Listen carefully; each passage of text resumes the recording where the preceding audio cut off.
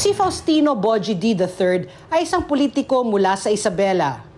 Bahagi siya ng pamilya D na mahigit 3 dekada nang namamayagpag sa politika ng naturang probinsya. Siya ang kasulukuyang kinatawan ng ika-6 na distrito ng Isabela sa Kamara de Representantes. Bago nahalal sa Kongreso, nagsilbi si D bilang gobernador ng Isabela mula 2010 hanggang 2019 at vice-gobernador mula 2019 hanggang 2025. Sa ilalim ng kanyang pamumuno bilang gobernador, kinilala ang Isabela bilang probinsyang pinakahanda sa disaster management. 2 magkasunod na taong kinilala ng National Disaster Risk Reduction and Management Council ang Isabela para dito. Noong 2018, nakuha rin ng Isabela sa pamumuno ni D ang Seal of Local Governance, Climate Reality Leadership Award, Gawad Saka Search for Outstanding Agricultural Achievers at Rice Achievers Award. Pero tulad din ng ibang mga politiko, nadawit din si D sa kontrobersiya.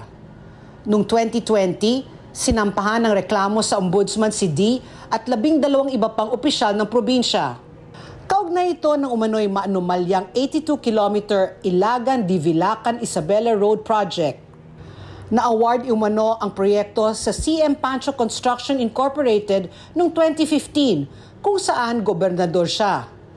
Pinondohan umano ito ng 1.5 billion pesos loan mula sa Development Bank of the Philippines. Batay pa sa reklamo, walang naganap na public bidding at sobra-sobrang presyo ng proyekto na umaabot sa 20 million pesos kada kilometro.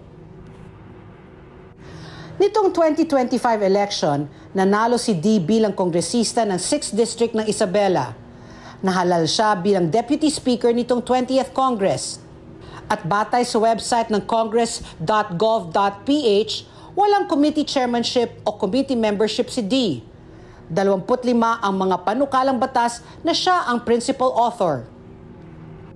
Malapit na kaibigan umano si D ni Speaker of the House Martin Romualdez at kapartido ni Pangulong Ferdinand Marcos Jr. sa Partido Federal ng Pilipinas.